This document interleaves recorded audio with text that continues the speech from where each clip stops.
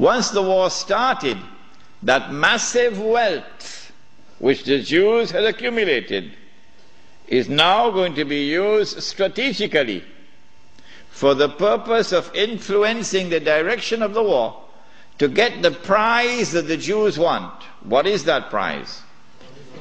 To destroy the Ottoman Islamic Empire, dismantle it, and to cut off the head of Islam, namely destroy the Khilafah. That's the prize they're after. The next prize is to liberate the Holy Land and to get the Holy Land for themselves. This is the prize they're after.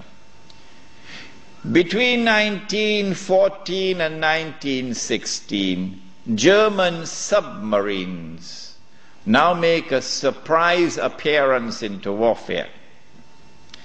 As when Israel launches her big war, we're going to see weapons that the world has never seen before being introduced into warfare. When the German submarine entered into the war, it tipped the scales on the side of Germany, and by 1916 Britain was on the verge of defeat. German submarines had surrounded and marooned the island of Britain. The French government had fallen, and Germany had occupied France, and Britain was on her knees. This is the moment that the Jews were waiting for. Now the Czech is going to talk.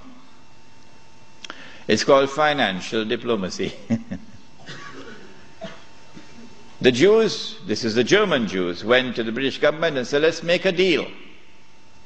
Let's make a deal. We will intervene in the war with massive financial assistance to you. Massive. And we will bring that dark horse into the race. But that dark horse didn't want to come into the race. American public opinion was overwhelmingly against involvement in the war. And the most famous American of all was not the president. He was a man who had established the assembly line for producing motor cars. And what was supposed to have been a luxury item for only the rich, or you could see how the rich people were grinding their teeth in anger when this man caused the motor car to become accessible to ordinary Americans. For $700 you can get a motor car. $1,000 you can get a Model T. What is his name? Henry Ford. And this man did something else to his workers. He didn't bother about what was the market wage. No. He said, I am concerned with paying a just wage. And that market wage is not a just wage. And so he paid his workers a higher wage than the market wage. And so he won the hearts of the American people. He became an American icon. His name was Henry Ford. And he was totally opposed to American involvement in the war. But when the Jews went to the British government and said, let's make a deal, the British government said, deal.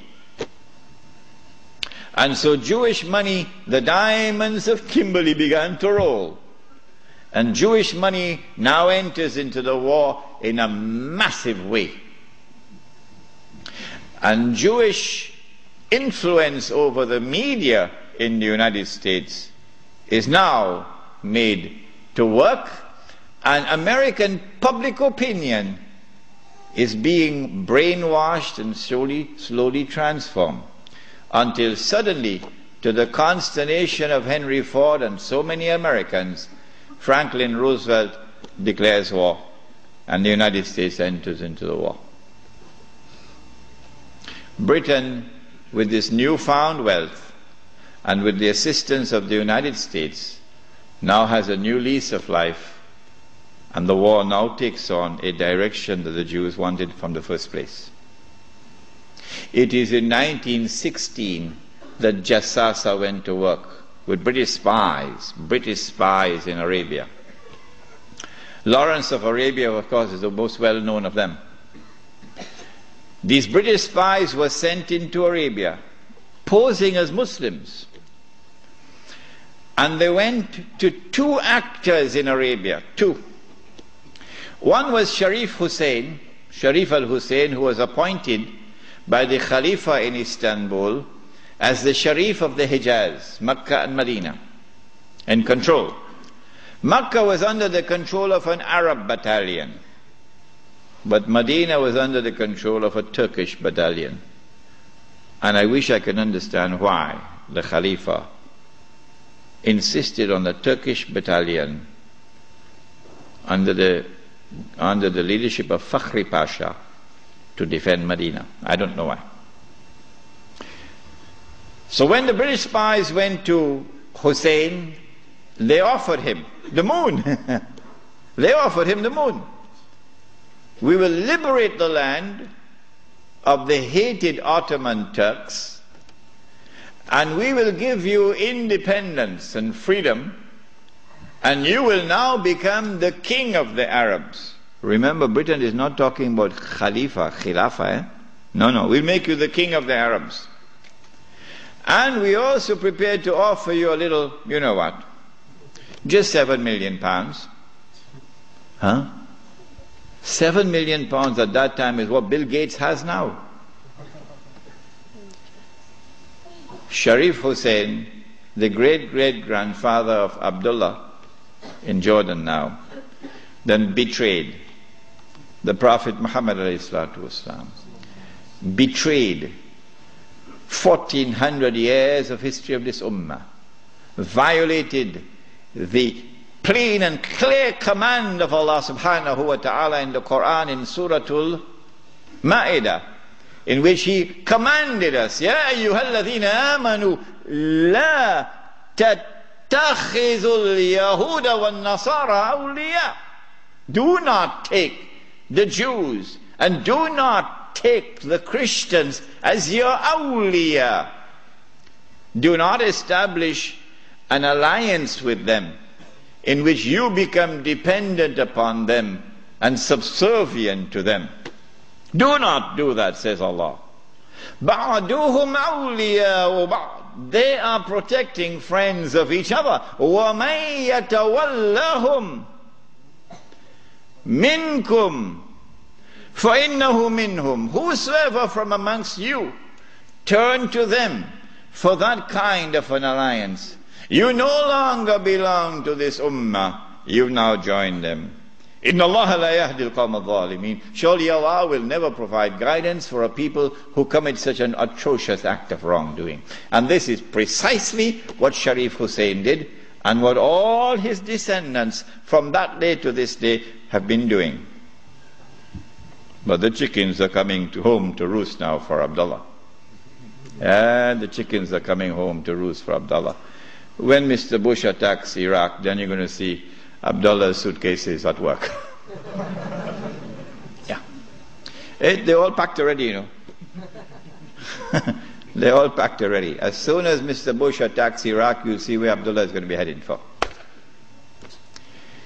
Sharif Hussein now accepts 7 million sterling pounds and enters into a military alliance with Britain and declares himself independent of the Ottoman Khalifa.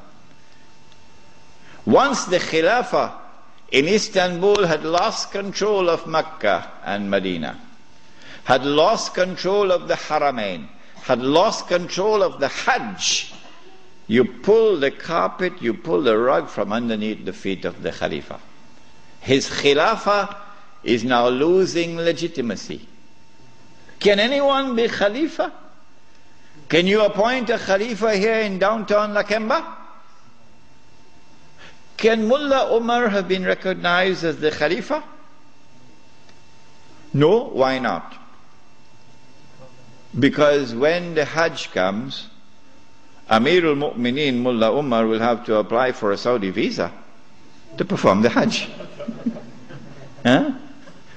And if the Saudis reject the visa, the Khalifa can't perform the Hajj. Alright? And so the British calculated, if we can wrest control of the Haramain and the Hajj away from the Khalifa in Istanbul, then the legitimacy of his Khilafah will begin to crumble.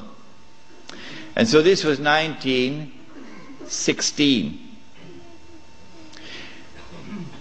The British spies then went to the second actor in the Arabian Peninsula. I mean, Britain has a PhD in deception.